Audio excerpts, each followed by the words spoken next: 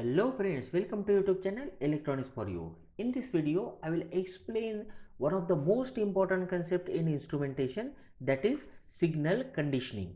So let's see first what the signal conditioning is. The signal conditioning is the process of data acquisition, and an instrument which is used for the signal conditioning is known as signal conditioner. So remember here that the word came, that is data acquisition. Now what is data acquisition? So basically data acquisition is the process of sampling signals that measures the real world physical conditions and converting the resulting samples into digital numerical values that can be manipulated by a computer. See, data acquisition, simply it is a process of converting any signal into the numerical data, or we can say that we convert any signal into digital format so that it can be used by a computer or a microprocessor. So here is the block diagram for the data acquisition system. Here, when a physical quantity which is to be measured, also known as measurand, is provided to a transducer, it will provide some output just like this. Here a lot of noise is there, and also the signal is distorted, and therefore signal conditioning process is used here so that we can make it ready for the computer. Now after using signal conditioning process, we will get somewhat clear output just like this. Now this signal needs to be converted into digital, because we know that computer is a digital device, and therefore this analog signal should be converted into digital format.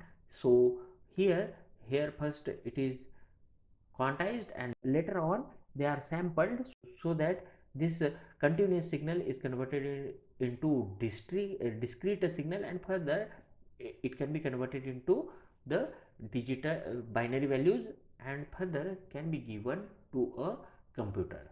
The purpose is to amplify and convert this signal into easy to read and compatible form for the data acquisition or a machine control.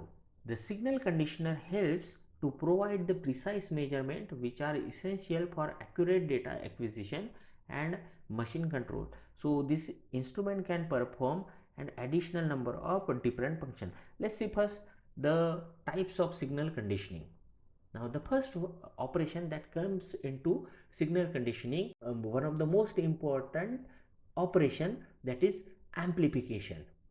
Here we know that for the computer or a microprocessor, the input should be 0 to 10 volts, but in case of most of the transducers, the output is generally in the milliampere or millivolts or microvolts. So here they should be amplified and to be converted into 0 to 10 volts range. So it may be amplified up to 1000 times, and therefore we will require the amplifiers. If signal is larger than the maximum input range, and it needs to be attenuated, and therefore some exact opposite operation of that amplification will be required, that is nothing but the attenuator. And we know that attenuators are nothing but the register network, and therefore here basically two different operations are there. One, either it is amplification or it may be attenuation. Amplification is needed when signal is too weak. Next operation is excitation.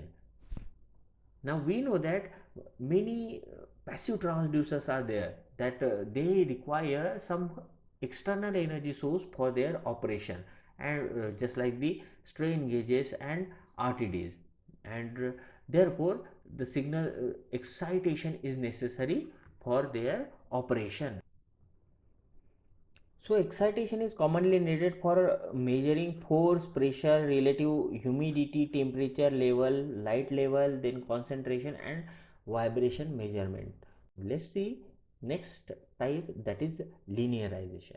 Now linearization is used whenever the input and output relationship are not linear, that is they are not in a straight line relationship.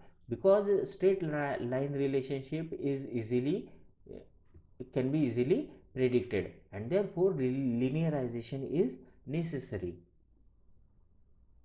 and therefore linearization can be sometimes achieved by using signal conditioning. So linearization is one of the process in signal conditioning.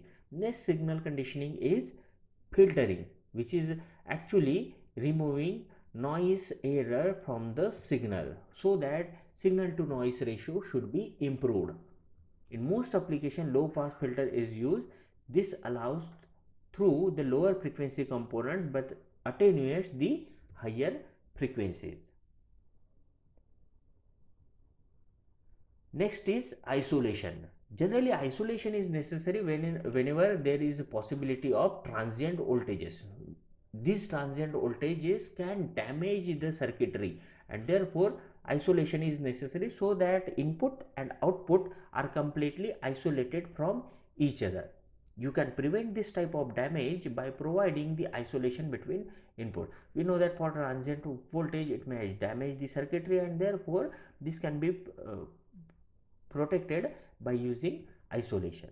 Next is high impedance.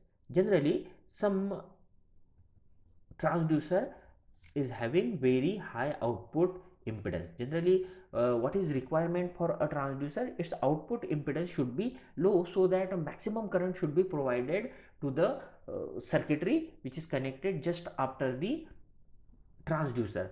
But in some cases, that is for certain types of transducer, they have very high output impedance, and therefore we can say that they cannot provide a high quantity of current, and therefore impedance matching should be there.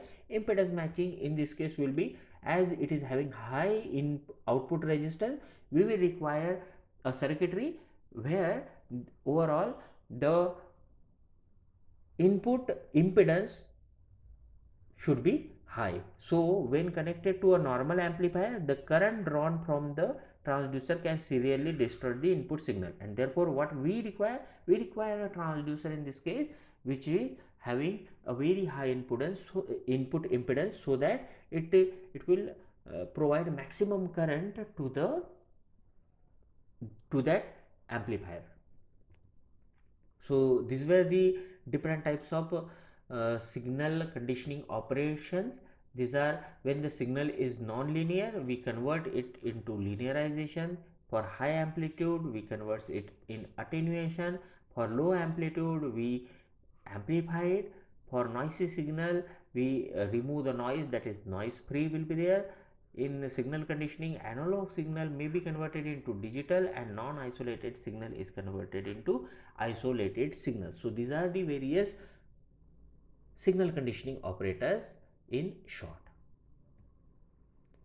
If we consider the signal conditioning types for some transducer, so here this is these are the different transducer. Note here that amplification is almost necessary in every case of the transducer. Similarly, filtering is also necessary for almost every type. Now for active transducer, just like the piezoelectric transducer or a thermocouple, no external excitation is required. We know that external excitation is required only for the passive transducer. So in case of active transducer, no excitation is necessary. Here thermocouple is one example. Another example may be piezoelectric transducer. Again, linearization is again necessary in every case here. So this is all about the signal conditioning. And friends, if you like this video, please subscribe our channel and press the bell icon for notification. And like, comment and share. Thank you.